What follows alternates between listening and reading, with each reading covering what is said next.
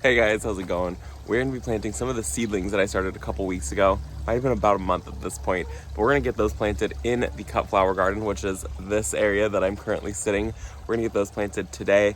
And then also, because I have those augers now, I think I'm going to try to plant a few more plants and then call it a day. The weather is perfect. It was super overcast this morning and now it's nothing but blue skies, and it was so gorgeous. It's about noon, so I'm getting out very late. But my sister is coming up and she's going to make dinner. We're going to use some of the butternut squash, and it should just be a good mellow day and getting some of these seedlings in. What's crazy though is this bed right here. I recently filled it up, I topped it up, and it was filled right to the brim right there, and it has since sunk.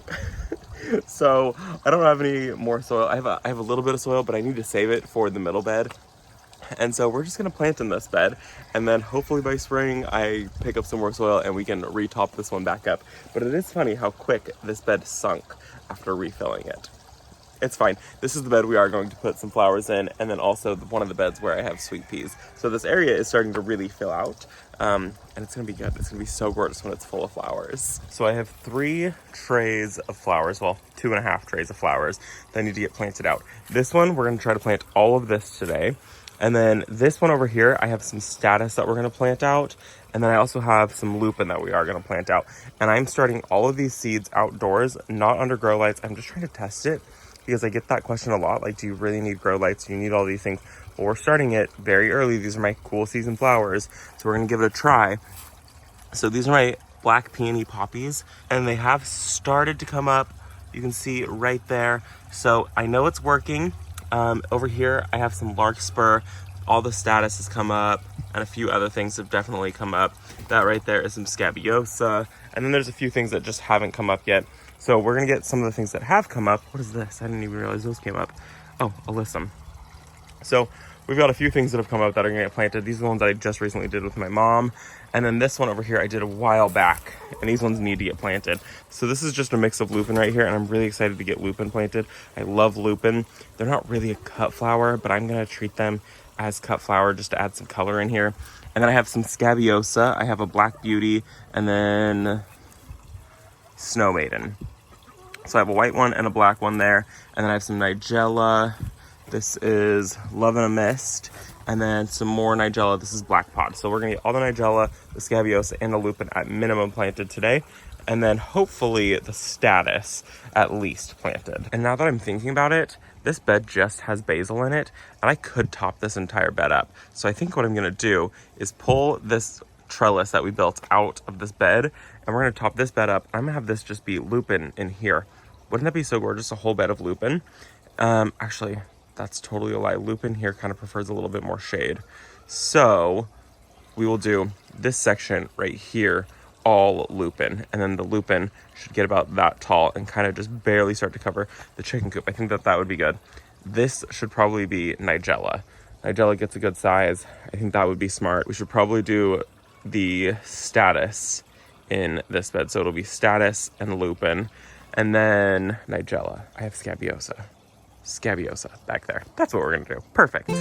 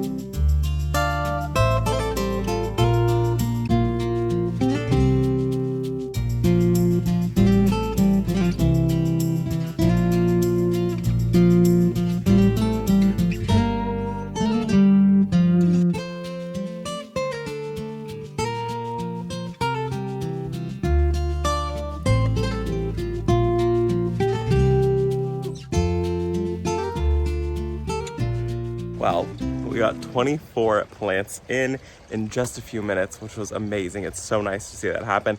And of course I changed things up. I say one thing, do another, because that's who I am as a person. Let me show you where everything went, but then we're gonna go up to the front and talk about a few things that we're gonna get in the ground. One thing we're gonna get in the ground. Multiple of one thing. And as always, we used the Bootstrap seed starting trays because they are colorful and bright, and I can't believe I'm such a fan of the bright colors. I thought I was only gonna like the black, but I'm loving the colors and I'm loving these 4 cells a lot. These have become kind of my favorite thing. They're a really good size because I leave things in their containers too long, so it's a good reservoir. So the 4s, I will make sure that Bootstrap is linked in the description down below. Check them out.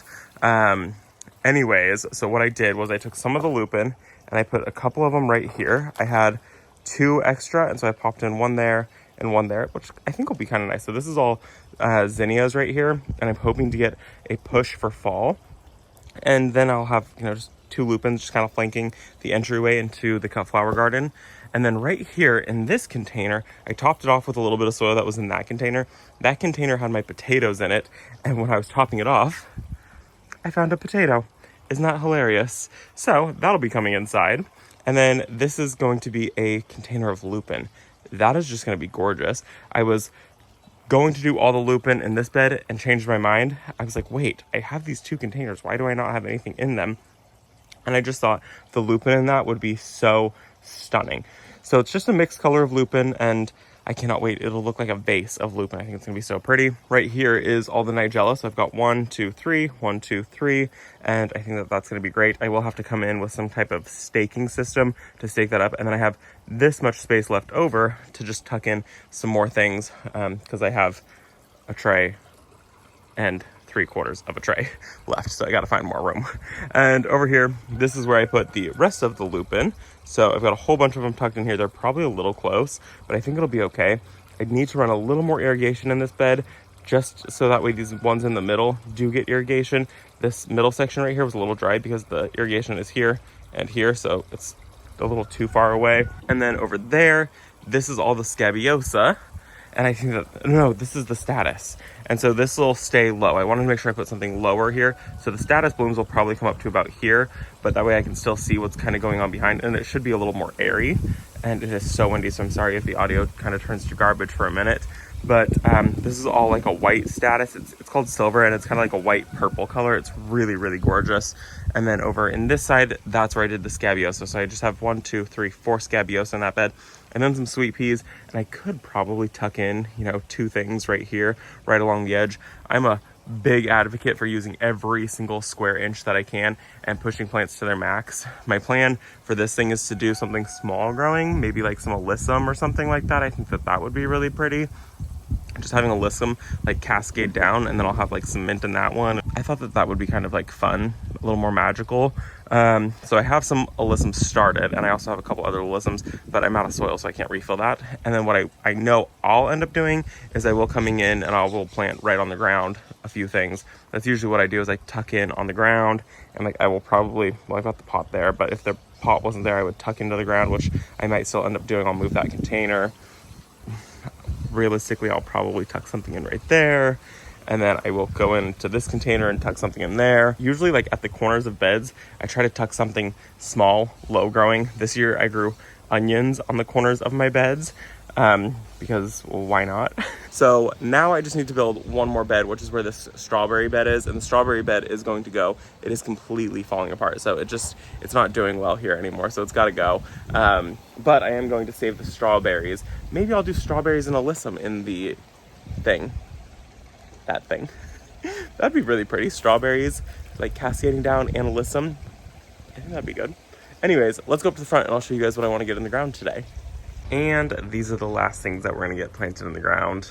Well, planted. I guess the rest of it wasn't technically in the ground. But I've got 3 of these hostas. These are the Diamond Lake, or the Shadowland Diamond Lake hosta from Proven Winners. They get about 2.5 feet tall and about 4.5 feet wide. Massive hosta. And I have 3 of them. I'm so excited. So I think I'm going to put 2 of them by the fountain, and one of them I'm going to find somewhere else for it to go. They're hardy in zones 3 through 9, and they need to be full shade. So you can see like these ones, we're getting hit with a little tiny bit of sun. It is also the end of the season, so I'm not too worried about them. But we want to make sure that they do get sun, or no, they get no sun, sorry. And they also bloom. A lot of people don't like the hosta blooms, but look at these ones. These ones are kind of pretty. I mean, there's not too many hosta blooms that I've like really loved. I mean, ignore the dog hair, but these ones are really, really pretty blooms. So I'm excited about these ones. I don't know, I think they're gorgeous. I like the blooms, like the foliar growth, and I love how big they get. So let's go get these 3 planted. So I'm thinking, you guys know that I want to move this hydrangea back, kind of where this, sorry about the train by the way, where this dead astilbe is. I'm going to use the flower, so right there. So the hydrangea is going to get tucked into this area, and it'll probably come right to the edge here. But what if right there, I just tuck in one hosta just right at the corner of this bed? So it'll get some dappled sun, but I mean, it's mostly going to be in the shade.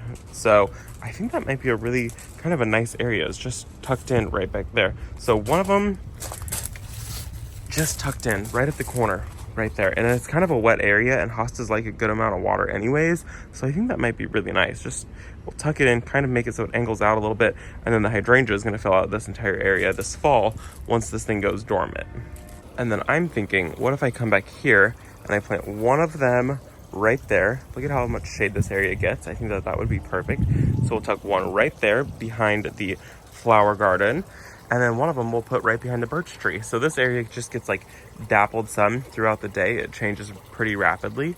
And so I'm thinking if I tuck it back there, it'll be kind of a nice little pop of this blue-green right to the left of that purple heuchera.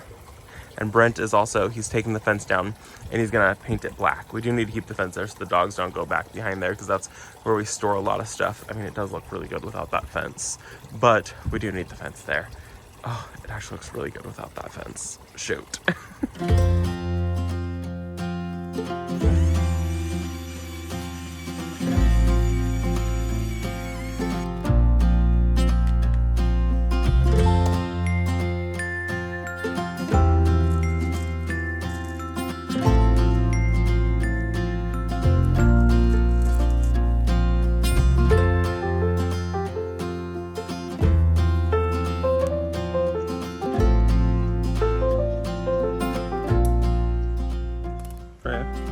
Did you steal my can?